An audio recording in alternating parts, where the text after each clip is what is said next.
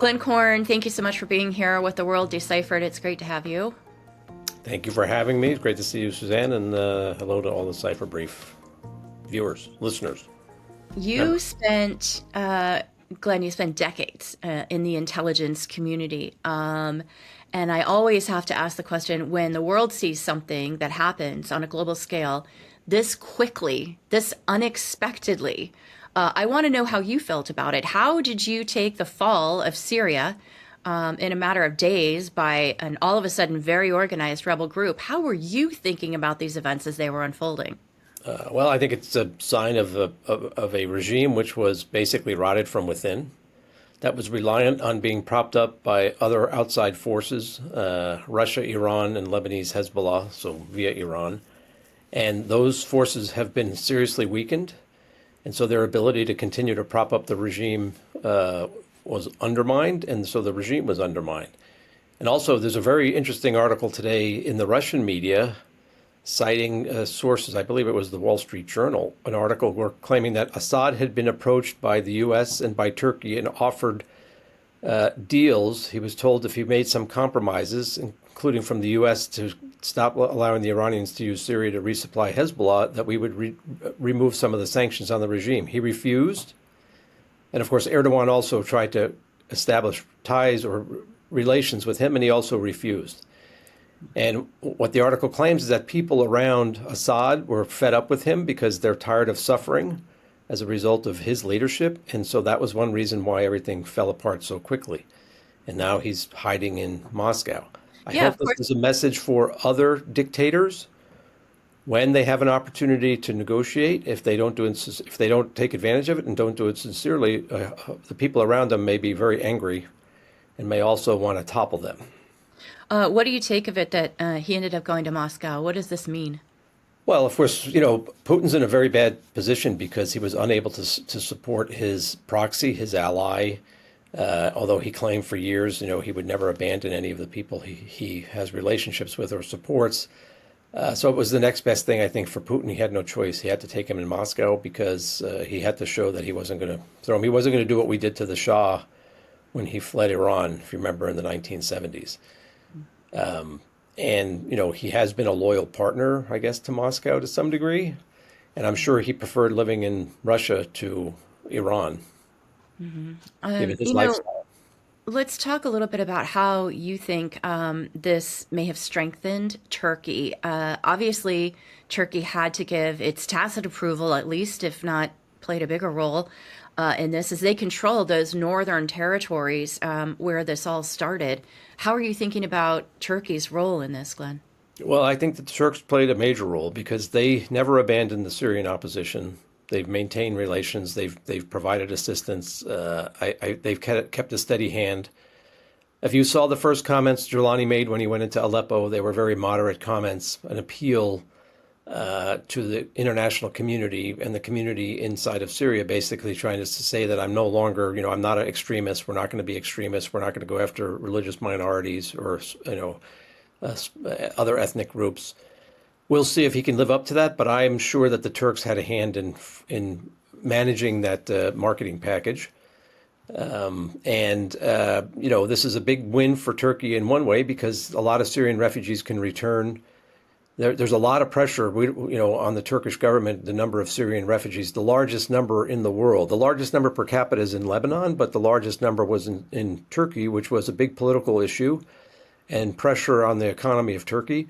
Now they can start returning home. Of course, the Russians had been able to blackmail Ankara for years by using Idlib and the threat of more waves of refugees. That has been reduced or eliminated, at least temporarily. It gives the Turks probably some advantage because they're in a key position and they're probably going to use that to negotiate things they want with other players, including the U.S., the Russians. My understanding is there are negotiations ongoing, according to the media reporting, with the Russians about their bases in Latakia, Tartus, and how they're going to either retrograde or whether they're going to stay there at all. And the Turks are kind of key right now, given their relationship with HTS and the SNA. And then, finally, I think that there are some threats to Turkey too. This could turn into, and for everybody in the region, all the border countries are concerned that the groups that are now behaving moderately could go back to their old ways, or some of them at least, which would mean a return to the behavior of Al Qaeda, ISIS, other extremist groups, which is obviously of concern to everybody on the borders. I want And to I'm come sure back. people in Syria. Yeah, I want to come back to the Russia component to this in just a moment. But first, I do want to ask you, there are some 10 to 50,000 ISIS prisoners that have been held in the region where Turkey had control. This is a risk for the United States. What kind of conversations are going on, do you think, behind the scenes to help lessen that risk to the United States if these prisoners are all freed? Yeah, so the prisoners, my understanding is they're at El Hol, which is controlled actually by the SDF YPG, by the Syrian Kurds that we have been supporting. That's one of the reasons why we've continued to support the Kurds. It's because we're concerned that if we lose control of El Hol, there'll be an outflux of ISIS fighters. Those numbers in the prison, how many are actually fighters, how many are family members, I'm not clear on that, but we probably have to dig into that. I think right now the concern is that if the Turks or their proxies, the SNA especially, go after the Kurds, and if fighting starts, this will weaken the Kurds' ability to control El Hol. That's the argument that the Kurds have made. The Turks, I think, are going to be trying to make it clear that they are in a position to secure that area, and they also have no interest in letting ISIS expand or reform in any sizable manner, because it's a threat to Turkey as well. The Turks will say over and over again they've suffered more from ISIS attacks than the U.S. did, given what ISIS did in Turkey. So I'm sure there are going to be a lot of negotiations. My prediction is that the Turks are going to put pressure on the incoming administration to end our support for the Kurds and the Syrian Kurds. I'm sure there are going to be a lot of negotiations. If you remember, President Trump wanted to withdraw from Syria during his first term, and then he was convinced not to do that. The Turks were upset about that. My own advice to the incoming team would be, okay, we should have that discussion, but we should also have some demands for the Turks in exchange for ending our policy now. But I also, I've argued for years, and I'll be honest about it. I think Turkey is a much more strategic partner of importance for the U.S. than the Kurds. And some people don't like to hear that, but I think that's the fact. And the Turks just demonstrated this. And the Turks will also say, Suzanne, is that they stuck it to the Russians in Libya, in the North Caucasus, in the South Caucasus, in Nagorno-Karabakh with the Azeris, and in Syria now.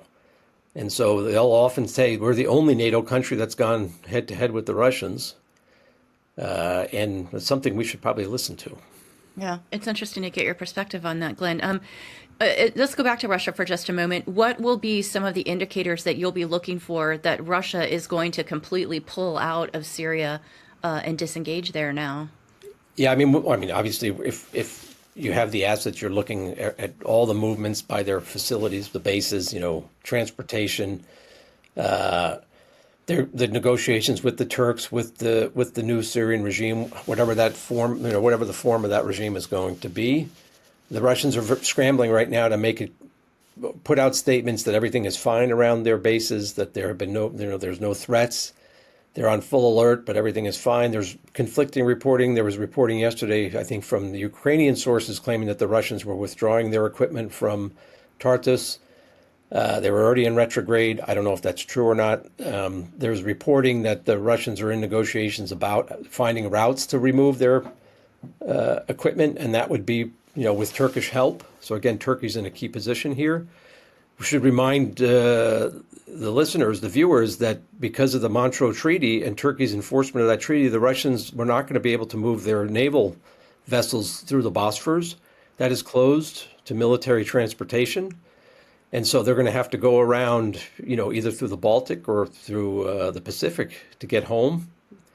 Because I don't think there's anywhere else for them to go in the Mediterranean unless they strike a deal with somebody else. And they are trying, for example, in Sudan and some other places. But so it's a very, very interesting situation. But I think that for the near term, it's a clear sign that the Russians are not going to be able to use those facilities like they were doing before. I highly doubt that the Syrian opposition, or now whatever provisional government comes into power, is going to allow Moscow to use their aircraft to bomb Sunnis hospitals, civilians, which they were doing long before they started their attacks in Ukraine, which many people in the West didn't pay much attention to, but it's a fact.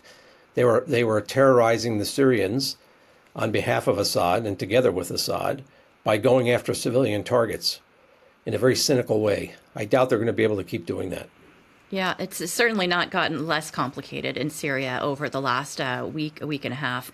Let me ask you just kind of finally, Glenn, here, the opportunities and the risks through Turkey's perspective right now. The opportunities, I think, again, that they could have a better relationship with Syria. Some people are concerned they're going to try and expand their influence into Syria.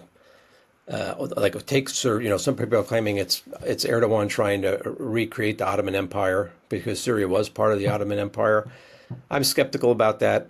They're definitely going to want to increase their political influence. Again, the refugee issue in Turkey should be seriously, it could be resolved now, or at least helped quite a bit by this. Of course, it's prestige for the Turks. Now their position with the Iranians and the Russians is much stronger in negotiations, including on other issues. We have to look for other countries in the region. The Israelis now are probably concerned that the Turks or Turkish-supported groups are right on the Israeli border. And of course, we should look at Lebanon because now the Lebanese are also concerned that they could have more extremist activity on their border with Syria, which is going to require, in fact, they're already redeploying their troops from the LAF, which is already an organization which has limited numbers, to the northern border to secure the border. There's an outflux of Syrians, probably Sunni Syrians, returning to Syria, and an influx of Shia into Lebanon, and they're trying to manage that. And this is important for us to watch, too, because we have to make sure that the Lebanese are capable of fulfilling their obligations under the recent ceasefire to secure the southern border and to stop Hezbollah or its affiliates from attacking Israel. And my own assessment is the LAF is going to be stretched, and they're going to need help. What are you most looking for next, at least in the coming days, in terms of how this might be evolving? Let's see how the government forms in Damascus. Who's going to be in charge? Whether or not this moderate face is going to continue. How the international community is going to respond. We talk about Ukrainian reconstruction. Syria is going to need a lot of reconstruction. Of course, Lebanon needs a lot of reconstruction. Who's going to be willing to do that?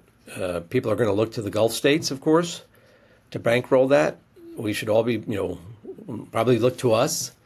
Russia's not going to pay for the rebuilding of Syria. Iran's not going to pay. So who's going to be able to do that? And of course, we have an interest in seeing some reconstruction if we want stability. And then, of course, how decisive, my own assessment is the incoming administration is going to have to be decisive in making some policy decisions very quickly. And so it'll be important to see and interesting to see who the new administration puts in key positions that are going to be responsible. The outgoing administration kind of didn't do a great job in the Middle East.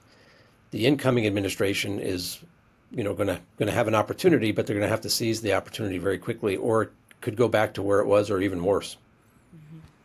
Glenn Korn, former senior CIA officer, we're proud to say Cipher Brief expert. Thanks so much for helping us put this into context, this very fast-moving events in Syria. We'll continue to watch them and continue to check in with you. Thank you, Glenn. Thank you. Great seeing you, and thanks for having me. Bye-bye.